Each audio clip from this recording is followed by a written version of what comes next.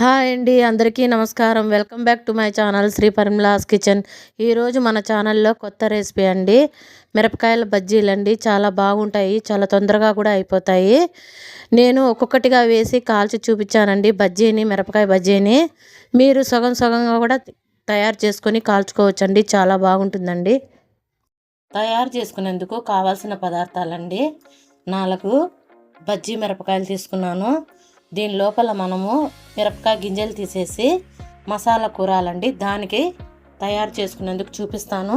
1/2 cup పుట్నాల పప్పు పొడి కొట్టి పెట్టుకున్నాను. 1 టీ స్పూన్ జీలకర్ర పొడి, తగినంత సాల్ట్, కొద్దిగా మిరప్పొడి, కొద్దిగా చింతపండు రసం అండి.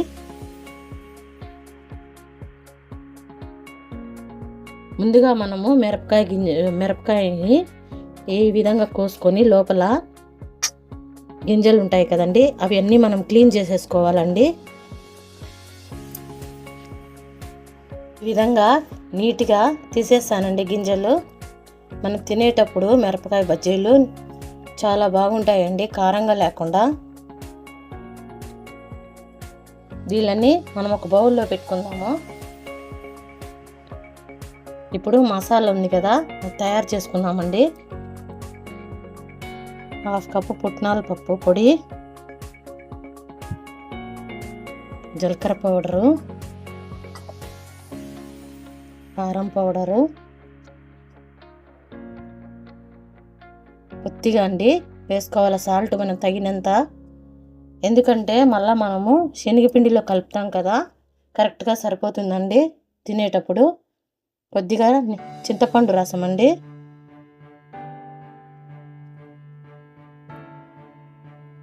మనం కొద్దిగా నీళ్ళు కూడా కలుపుకోవచ్చండి దీంట్లో.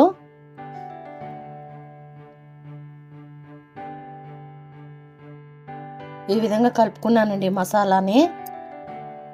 ఇప్పుడు ఈ మిరపకాయకి మనము లోపల పెట్టుకుందామండి.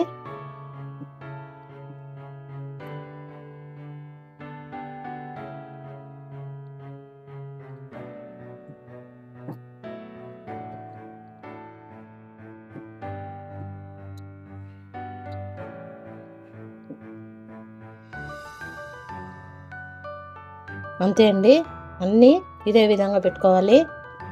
ఈ విధంగా మసాలాని కూరానండి. దీన్ని మనము పక్కన పెట్టుకుందాము. ఇప్పుడు ఒక బౌల్ తీసుకున్నామండి. 1 కప్పు శనగపిండి అండి,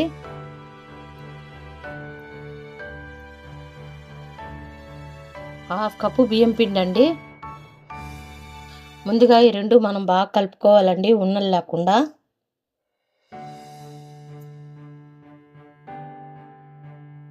ఒక టేబుల్ స్పూన్ ఆయిల్ వేస్తున్నానండి.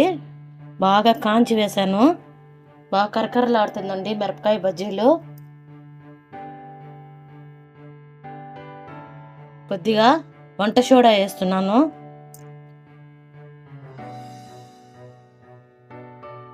తగినంత సాల్ట్ అండి.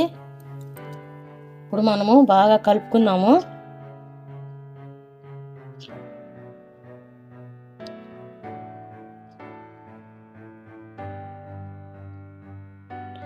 ఉన్నలు లేకుండా బాగా కలుపుకోవాలండి. ఆయిల్ వేసాం కదా, ఇట్లా ఉన్నలు కట్టింది, అవన్నీ మనము బాగా పౌడర్ చేసుకోవాలండి.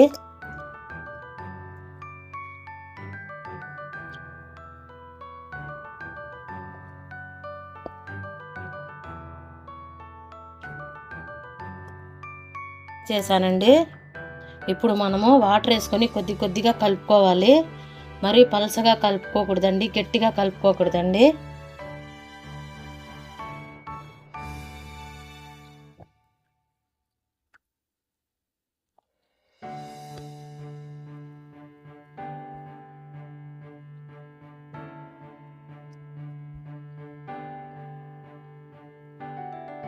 మరీ పలచగా లేకుండా గట్టిగా లేకుండా ఈ విధంగా కలుపుకోవాలండి మనము. అప్పుడే బాగా మిరపకాయ బజ్జీలు కరకరలాడతాయండి. స్టవ్ వెలిగించి కడాయి పెట్టి ఆయిల్ వేసానండి. ఆయిల్ వేడెక్కింది. ఇప్పుడు లో ఫ్లేమ్లో పెట్టి మనము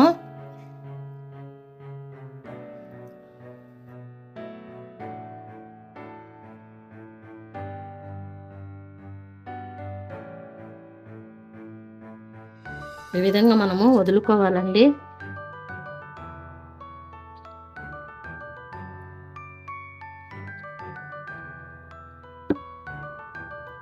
లో ఫ్లేమ్లో మనము కాల్చుకోవాలండి.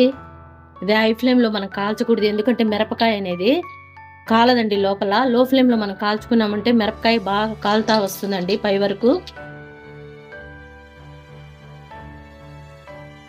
2 నిమిషాలు లో ఫ్లేమ్లో కాల్చానండి. ఇప్పుడు మళ్ళా మనం ఇట్లా తిప్పించి కాల్చాలి. 2 నిమిషాలు మళ్ళీ ఇటు తిప్పించి కాల్చుకోవాలండి లో ఫ్లేమ్లోనే. అప్పుడు మిరపకాయ అనేది లోపల నుంచి బాగా కాలుతుందండి, మనం తినేటప్పుడు బాగుంటుంది. అయిపోయిందండి. మొత్తం నాకు 4 నిమిషాలు పట్టిందండి కాల్చుకోవడానికి. ఇప్పుడు తీసేసి ఒక బౌల్లో వేసుకుందాము. మిగతాటి కూడా ఇదే విధంగా కాల్చుకుందాము. చూసారు కదండి, మిరపకాయల బజ్జీలు తయారు చేసుకునే విధానం చాలా సింపుల్ అండి. తొందరగా అయిపోతుంది, టేస్ట్ చాలా బాగుంటుందండి. ఒకసారి మీరు కూడా ట్రై చేయండి. ఇది కనుక మీకు నచ్చినట్టయితే లైక్ చేయండి, షేర్ చేయండి, సబ్స్క్రైబ్ చేయండి. Thanks for watching.